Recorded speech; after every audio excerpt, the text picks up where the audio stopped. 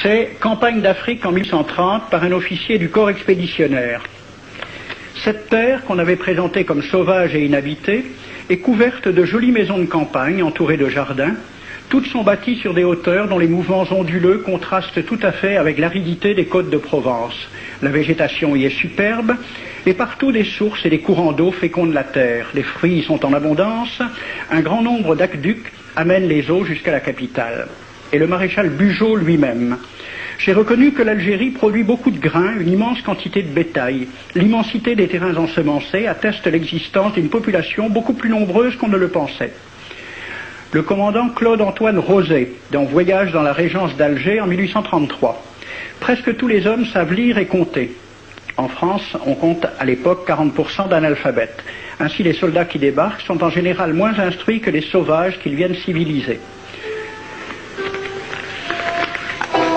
Le ministre de la guerre de l'époque, qui s'appelait Girard, il faut se résigner à refouler au loin, à exterminer même la population indigène. Le ravage, l'incendie, la ruine de l'agriculture sont peut-être les seuls moyens d'établir solidement notre domination.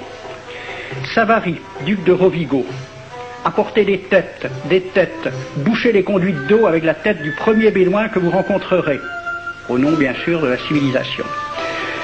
Christian, dans l'Afrique française, un détachement de l'armée parti d'Alger surprend la tribu désarmée des Olifias et massacre sur le champ tous les hommes, femmes, enfants, sans distinction. On parlera de 12 000 morts. Les troupeaux raflés aux Olifias seront vendus au consul du Danemark. Quant au reste du butin, il fut exposé au marché de Babazoun. On y voyait des bracelets de femmes, encore attachés à des poignets coupés, et des boucles d'oreilles pendant à des lambeaux de chair, au nom de la civilisation. Le colonel François de Montagnac. Selon moi, toutes les populations qui n'acceptent pas nos conditions doivent être rasées.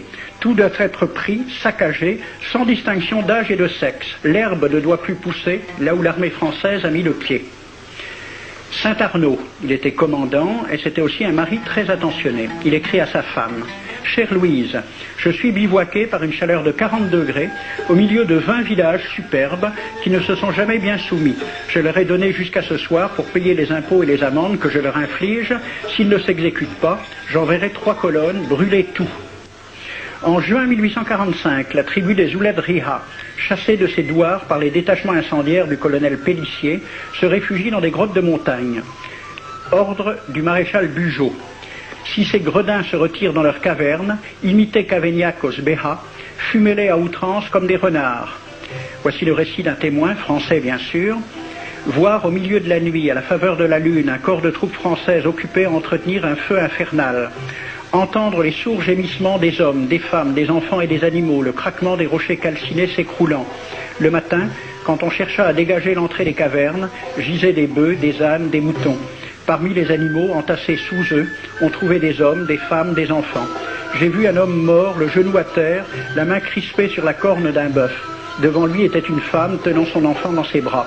Cet homme avait été asphyxié au moment où il cherchait à préserver sa famille de la rage de cet animal. On a compté 760 cadavres. Le 8 mai 1845, Saint-Arnaud découvre 500 Algériens qui s'abritent dans une grotte entre Ténès et Mostaganem. Saint-Arnaud ordonne à ses soldats de les emmurer vivants. Il écrit: « Je fais boucher hermétiquement toutes les issues et je fais un vaste cimetière. La terre couvrira à jamais les cadavres de ces fanatiques. » C'est à peu près ce qu'ont dit les Allemands en massacrant le village d'Oradour-sur-Glane. Montagnac, toujours lui, le colonel. Voilà comment il faut faire la guerre aux Arabes. Tuer tous les hommes jusqu'à l'âge de 15 ans. Prendre toutes les femmes et les enfants. Vous me demandez ce que nous faisons des femmes que nous prenons? On en garde quelques-unes comme otages. Les autres sont échangées contre des chevaux et le reste est vendu à l'enchère comme bête de somme. Toujours au nom de la civilisation. Nous rapportons un plein baril d'oreilles récoltées pair à pair sur les prisonniers. Il contient même celle d'un de nos 58 gendarmes morts de maladie. 2 pièces de 100 sous ne sont pas à dédaigner. Le maréchal Soult, ministre de la guerre, répondant à des questions à la Chambre des députés. En Europe, un tel acte serait horrible et détestable. En Afrique, c'est la guerre même.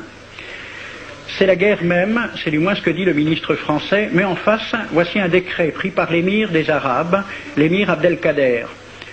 Tout Arabe qui amènera vivant un soldat français recevra pour récompense la somme de 8 douros.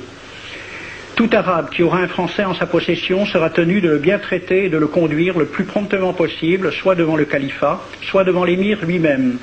Dans le cas où le prisonnier aurait à se plaindre de mauvais traitements, l'Arabe n'aura droit à aucune récompense. À la lecture de ce décret, question d'un soldat algérien, quelle récompense pour un prisonnier vivant? L'émir répond 8 douros. Et pour une tête coupée, l'émir répond 25 coups de bâton sur la plante des pieds. De quel côté était la civilisation? J'ai donc fait ce film avec les citations et des dessins et gravures qui étaient à la Bibliothèque nationale à Paris, et j'ai proposé le film à la Ligue de l'enseignement pour qu'il soit projeté dans les lycées et collèges de France et de Navarre. La Ligue de l'enseignement l'a refusé avec cette appréciation. Quoique très correctement réalisé et basé sur des documents indiscutables, ce film va à l'encontre de toutes les idées qui servent de base à l'enseignement de la pénétration française en Afrique du Nord, ce qui rend sa diffusion impossible.